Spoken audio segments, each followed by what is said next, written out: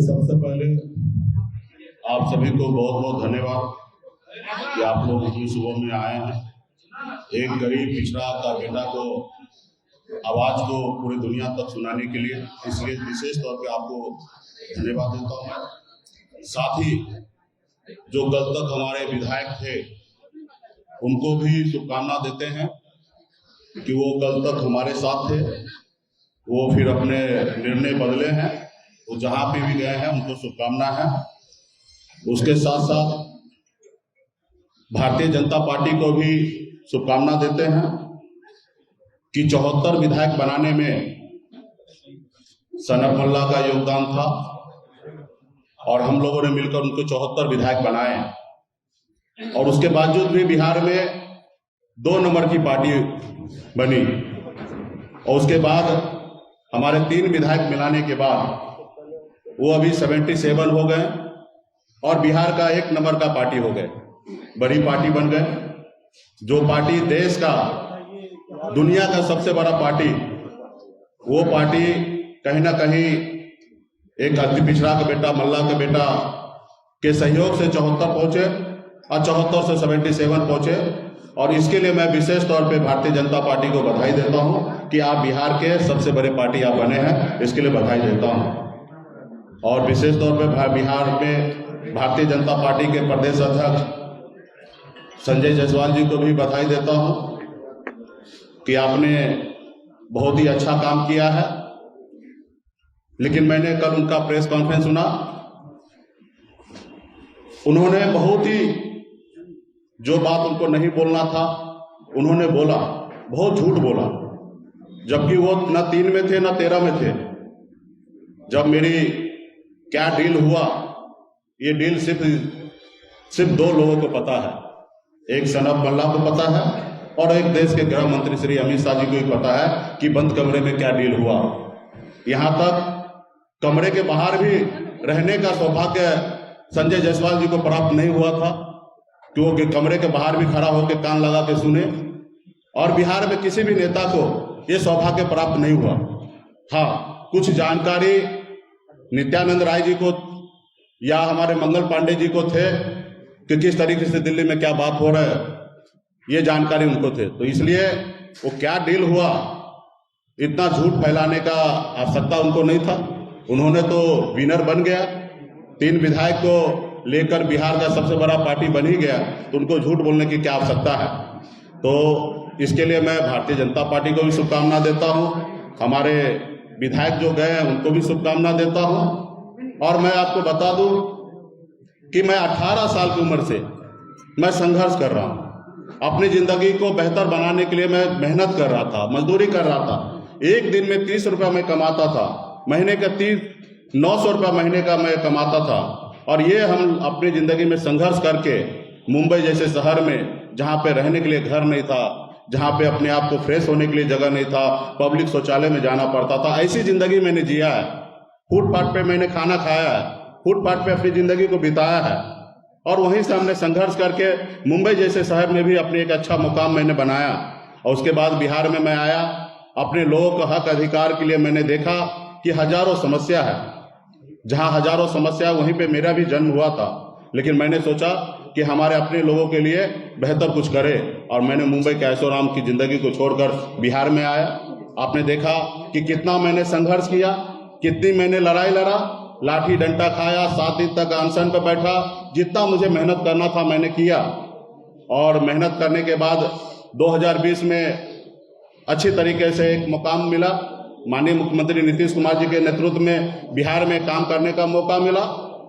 और लोगों को ये हजम नहीं हुआ कि उन्होंने देखे कि ये व्यक्ति संघर्ष के दम पर जब हमें 11 सीट देने पे मजबूर कर सकता है, तो ये लड़का आने वाले समय में बहुत मेहनत करेगा और शायद 11 सीट पे इनकी समझौता नहीं होगा, शायद 100 पे समझौता हो। तो उन्होंने ये देखा कि इसको कैसे रोका जाए, तो उन्होंने रोकने का काम किया है। और हम तो कुछ भी हाथ में नहीं था, जीरो में था। संघर्ष करना मैंने सीखा और संघर्ष के बदौलत मैं यहाँ पे आया हूँ। क्या मैं अपने समाज के लिए आरक्षण मांग रहा हूँ, मैं गुनाह कर रहा हूँ? क्या मैं अति पिछड़ा समाज को हक अधिकार दिलाना चाहता हूं, जितने उनकी संख्या है उतने मैं उनको आरक्षण दिलाना चाहता हूं। मैं क्या गुनाह कर रहा हूं? क्या मैं कर्पूरी ठाकुर जी का सपना पूरा करना चाहता हूं? क्या मैं गुनाह कर रहा हूं?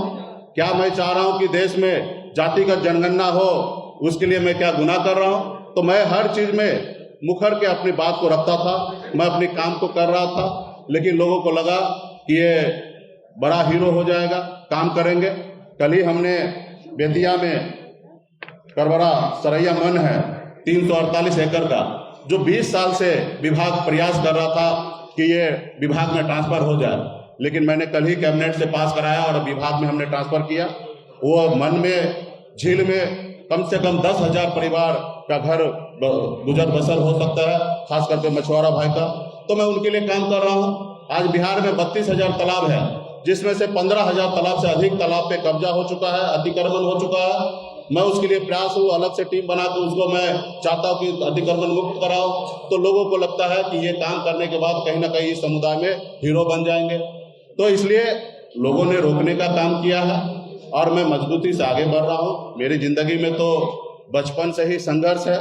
जो आज हुआ है, ऐसी बात नहीं था कि मुझे अंदाजा नहीं था, मुझे सब पता था कि मैं जो लड़ाई लड़ रहा हूँ उसमें कुछ भी हो सकता है।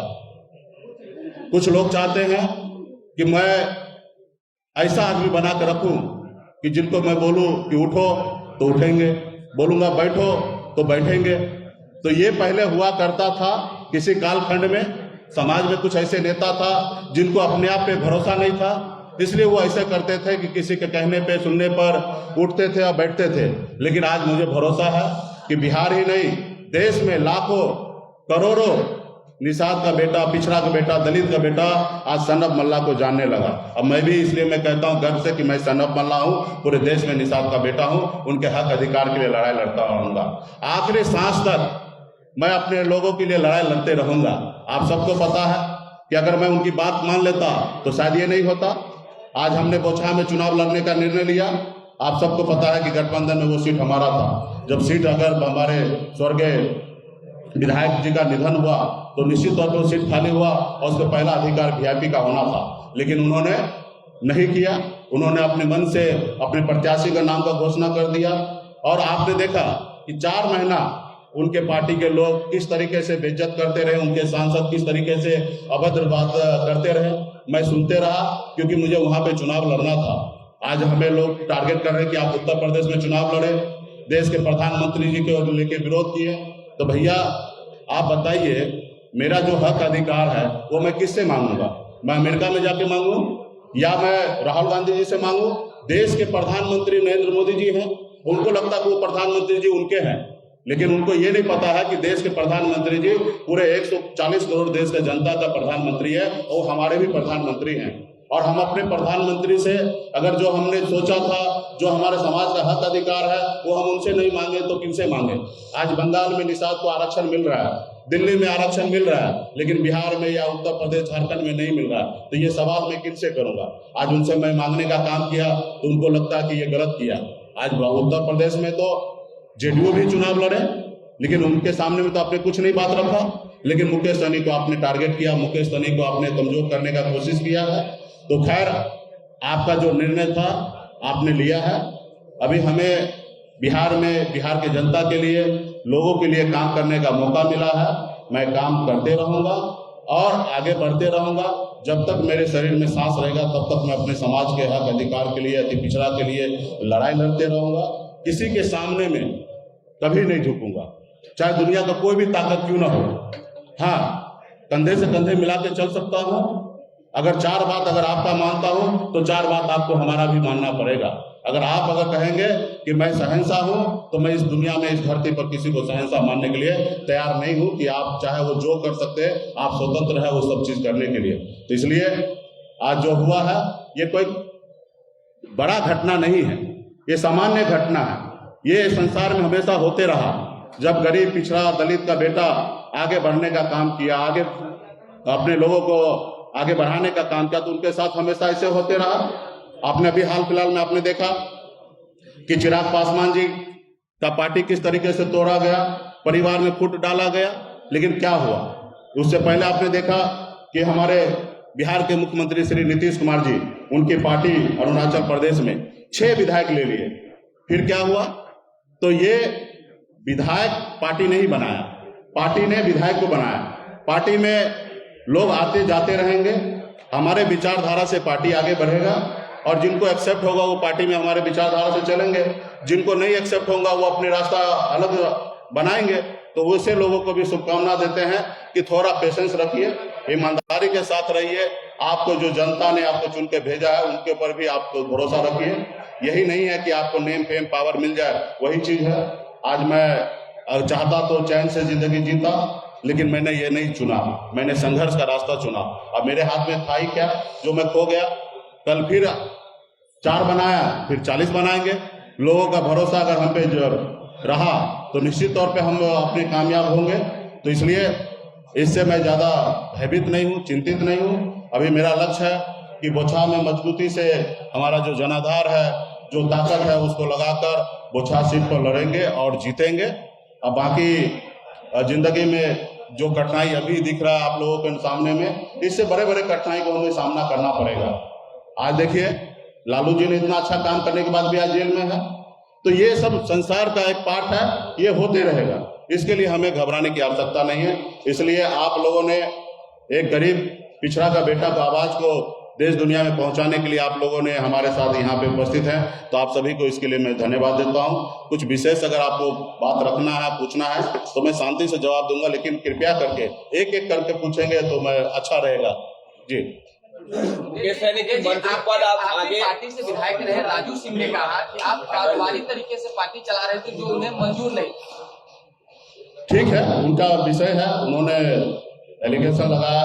लोग हमने बचपन में कहानी सुना था कि लंगूर है ना, अंगूर के पीछे भागता है। अंगूर मिल जाता तो उसके लिए अच्छा होता है, नहीं मिलता तो खट्टा है।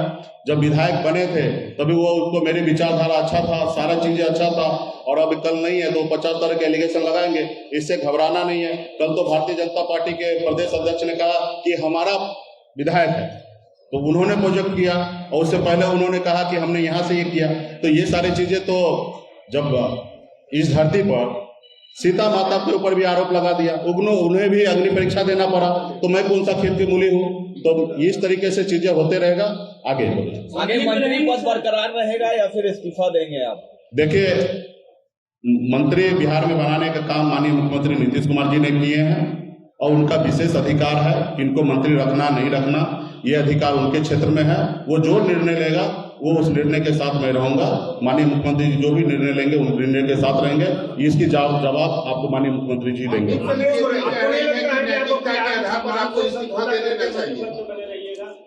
देखिए, हमारे विधायक कहीं गए, यही स्पष्ट हो रहा है। विधायक भी यही बोल रहे हैं। तो वो गए क्योंकि हमें तो अपने समाज के गरीब लोगों के हक अधिकार के लिए लड़ाई लड़ना, उनके लिए काम करना। अगर मैं कल मंत्री नहीं रहता तो 348 एकड़ का जलकर आजकल हमारे विभाग में ट्रांसफर नहीं होता। कल ही कैबिनेट हुआ, तो आज उससे 10,000 परिवार का घर चलेगा। तो मैं ऐसा कोई काम नहीं करना चाहता हूं जिसमें हमारे समाज का कोई ब्रेक हो। बाकी रहा कि जो लोग, कुछ लोग तो सोचते ही हैं इनको हटाएंगे, कुछ लोग तो चाहते हैं इसको रास्ते से हटाएंगे, तो वो लोग को काम करने दीजिए। कुछ काम तो उनको भी छोड़ दीजिए ना। हमको जो काम है उनको हमको करने दीजिए, कुछ काम उनके ऊपर छोड़ देते हैं ना कि वो क्या करते हैं। मंत्री जी, डील हुई थी आपकी कि दिल्ली में 6 महीने के बाद जब सरकार बनेगी तो आप विलय करेंगे। यही बात मुजफ्फरपुर सांसद का यही बात हमने पहले कहा ना कि बंद कमरे में 2 ही लोग थे, गृह मंत्री जी थे और मैं था। उस बीच में जो भी डील हुआ 2 ही लोगों को पता है। और बिहार के कोई भी नेता गेट तक भी जाने का उनका ये नहीं था कि कान लगा के सुनेंगे। तो ये बात को स्पष्ट माननीय गृह मंत्री जी कर देंगे तो ये बात को मैं भी सत्य मान लूंगा। इस बात को गृह मंत्री जी को जिस तरीके से संजय जायसवाल जी बोले हैं या अन्य नेता बोल रहे हैं, वही बात को गृह मंत्री जी अगर सामने आके मीडिया के सामने बोल देंगे तो इस बात को 100% सच मान लूंगा और इसके आगे एक भी शब्द नहीं बोलूंगा। देखिए, हमारे साथ पूरे बिहार की जनता है और हमारे अपने लोग हैं, और निश्चित तौर पे सबका सिंपैथी हमारे साथ है। क्या आप हमारे साथ नहीं हैं? आप भी हमारे साथ हैं, इसलिए आपने एक गरीब पिछड़ा का बेटा को आवाज को पूरी दुनिया में सुनाने के लिए आप आए हैं। तो आप भी मेरे साथ हैं। वही है, कुछ लोग सामने से होंगे, कुछ लोग पीछे से होंगे, कुछ लोग घर पे से होंगे, कुछ लोग दिल में रखेंगे, यही होगा। बीजेपी के लगभग नेता ऐसा क्यों कह रहे हैं कि नैतिकता के आधार पे आपको इस्तीफा दे देना चाहिए? बीजेपी का नेता को नैतिकता के आधार पे हमें इस्तीफा दे देना चाहिए, उनके मुंह से शोभा नहीं देता है। जो व्यक्ति बिहार में सबसे बड़ा पार्टी किसी को छीन कर बनना चाहता हो, वो व्यक्ति को ये बोलने का शोभा नहीं देता है। 2 महीने बाद आप एमएलसी नहीं रहे, उसके बाद भी आप 6 महीने मंत्री रह सकते हैं। क्या जदयू और राजद की तरफ से कोई भरोसा दिलाया गया है? देखिए, राजनीति है, राजनीति में हम काम करना जानते हैं और आगे का रास्ता भी बनाना जानते हैं। आगे का रास्ता क्या होगा वो आप लोगों से छिपेगा नहीं। हम आगे काम करते रहेंगे, संघर्ष करते रहेंगे, चाहे वो 1 साल में हम अपने संघर्ष को पूरा कर ले, 2 साल में कर ले या 13 साल में कर ले, हम अपने संघर्ष के रास्ते पर रहेंगे, संघर्ष करेंगे। क्या आपको लगता है कि यूपी चुनाव में आपने बहुत बड़ी गलती की? नहीं, मैंने कोई गलती नहीं किया। उत्तर प्रदेश जाके उत्तर प्रदेश में हम अपने समाज को लाखों लोगों का भरोसा मैंने जीता है। हमारे जो एजेंडा है, मुद्दा है, उसको साथ में खड़ा हूँ और उसके लिए अगर जो भी मुझे कुर्बानी देना पड़े उसके लिए मेरे को अफसोस नहीं है। बीजेपी अब क्या किया? देखिए, एक गरीब पिछड़ा का बेटा को लोग पीठ में छुरा भोंके या सीने में खंजर भोंके, जिनको जो भोंकना है वो भोंकते रहे। हमारे आखिरी सांस तक हम लड़ाई लड़ते रहेंगे, अपने आखिरी सांस तक लड़ाई लड़ते रहेंगे, अपनी मंजिल को प्राप्त करेंगे। संजय जायसवाल का ये कहना है कि बोचहा में जो आपकी डील हुई थी उस समय 11 सीटों की, उसमें बेबी कुमारी को आप टिकट देने वाले थे, लेकिन रातों रात आपने फैसला बदला और भाजपा उसी का बदला अभी ले रही है। संजय जायसवाल ने कल ये बात कही। ठीक है ना, हमने कहा ना कि जो भी डील हुआ वो माननीय गृह मंत्री जी को आगे बोलना चाहिए। डील क्या हुआ वो मुझे पता है। वो डील को अगर मैं इस जगह सार्वजनिक कर दूंगा तो मुझे लगता है कि देश के लिए अच्छा नहीं होगा। तो इसलिए वो डील को हम यहाँ पे नहीं बोलेंगे तो वही ज्यादा अच्छा होगा। हम अपने रास्ते चलेंगे और उनको लगता है कि ऐसा डील हुआ तो वो सामने से गृह मंत्री जी ही बीच में थे, वो उनको आगे बोलना चाहिए। केस कहीं टूटे हैं या मजबूत हुए?